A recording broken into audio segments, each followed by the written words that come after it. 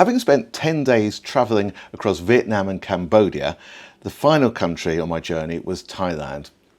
Now, if you're taking anything electrical, then pretty much everywhere I went had sockets that look like these. You see, they'll take the sort of British plugs and European too, although on the odd occasion, it's only the European option available.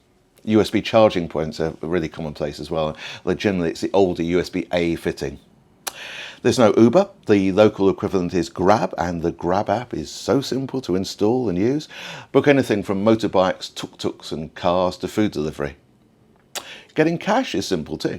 There are plenty of ATMs in the cities, but some smaller banks don't accept foreign cards, so you might also be restricted on how much you can withdraw. Also on money, when you're paying for something by card, the machines where you put your card in and put your PIN number, well, where the PIN numbers display, they're all jumbled up, and every time that machine's used, it's all in a different order. It's really clever, actually. It kind of stops people seeing what you're doing and nicking your PIN. Finally, let's talk toilets. Toilets are Western style, but reach behind you to the right and you'll find a pressurised hose for post-activity cleaning. Just aim and fire. Then there's toilet paper for drying. That's probably enough of that. Now let me explain the Thai currency. It's called the Thai baht, and it looks like this. And a British pound buys you 40 Thai baht. So here's my calculator. Remember, it's a guide, an estimate, it's not to the penny. My method is to take the price in baht, divide by 10 and divide by 4. So here's 1,000 baht, divide by 10, it's 100, divide by 4, it's 25. So this is £25. And this is 620 baht. Yep, 620 baht. Divide by 10, 62, divide by 4, 15 and a half, so £15.50. But be careful if you're travelling through the region. I was in a restaurant in Cambodia in Siam Reap, and I was supposed to get my change 4,000 Cambodian riel, about 80p. Instead, they gave me 4,000 Thai baht, which is £100, and because they use the same numbers, I didn't even notice, but I would have given it back. Time for Thai food, even if I do have to gatecrash a group of Cambodian monks. How do you tell the difference between a Thai monk and a Cambodian monk? Simple. Look at their passport. Sorry, I picked up the bad jokes from my guide across the border in Cambodia.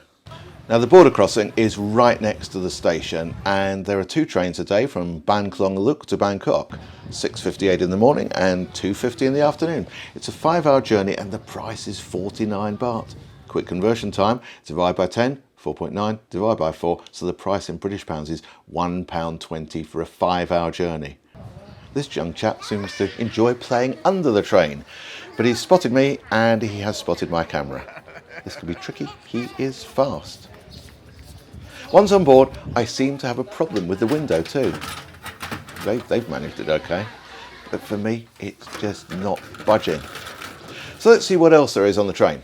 The catering car, and there's an endless stream of food sellers marching through the carriages. Monks? And this is called a halt. It's like a station, but not. Air conditioning, sort of. Oh, and there are no doors. Now, I'd already chosen to split my journey, but not sure this is what I had in mind. Back on the Bangkok-bound train, the scenery begins to change until we reach our destination. The train really was an experience, but nothing compared with what was to come. Stepping out into one of the world's busiest cities, this is Bangkok. And the first thing that hits you about Bangkok is its sheer size. The buildings, the roads and traffic, all so intense, with single shops and massive malls. And right through the city centre flows the Chao Phraya River. Although English is widely spoken in Thailand, it's not unusual, even in a big city like Bangkok, to find yourself where they don't. And that can be quite problematic when it comes to ordering food. You can see the prices. Personally, I just make a random choice and wait to be surprised with what they bring. Bangkok's MRT trains are clean, smooth and quiet. There are 4 lines and it's so simple to get about. I'm here on the Blue Line, and on the map it's called BL for Blue Line. Here's my station. It's station number 1, so I'm at BL1. Platform signs show you the direction of travel, and I'm headed towards BL26. Then in-carriage signs show each station. I've arrived at BL22. Single ride charges range from 17 to 45 baht. Platform markings laid out, people really do follow them. It makes things so much easier. And when a busy train arrives, there's no pushing or shoving. And if you're hitting the shops, tunnels take you directly from your platform. Bangkok's iconic longtail boats are available for private hire, but I opted for the public transport service. There are quite a few different boats, lines and routes. Each of the boats is identified by their flag colour. This one with the orange flag, you see the flag at the stern? That's the Chao Phraya Express. It stops at all the main tourist locations, so it's a good starter. And the fare, just 40 Thai baht. Watching and listening to how the crew communicate is also fascinating. They use a sequence of whistle calls to tell the captain what to do, and I guess what not to do. Back ashore, time to find my accommodation. I've opted for an Airbnb. I'm getting a little concerned about what I've actually booked. This is looking more promising. Is she being kidnapped? But now I'm in, and what a view. The bed overlooks the river. There's even a washing machine, just in time, I feel. 40 years ago, I'd run through Thailand on my quest to run around the world, and it was in Bangkok that I first came across hashing. The sport is loosely based on hare hunting, but with human hares, setting a trail that hashers and harriettes, the ladies, follow. I went online and found 6 hash kennels in Bangkok. They run all different days. And this group have been hashing every Saturday since 1977. There are hashers of all nationalities, ages and abilities. They follow a trail through the most obscure of places, following secret signs, to get to the finish line. Now, I couldn't have come up with anything further from hashing than what I did for my second trip of the weekend.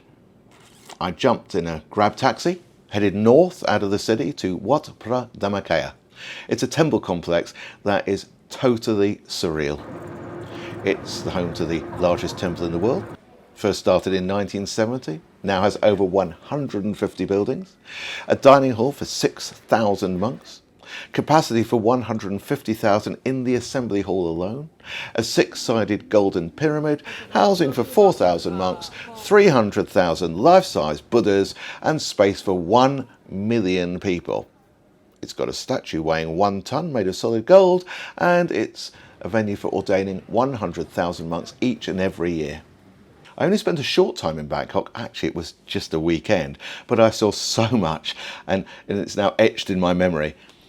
It was just part of my journey from Saigon to Siam, and if you'd like to follow in my footsteps, I've made an interactive pack telling you how I planned the trip. You can see my packs by visiting GoldGoggles.com.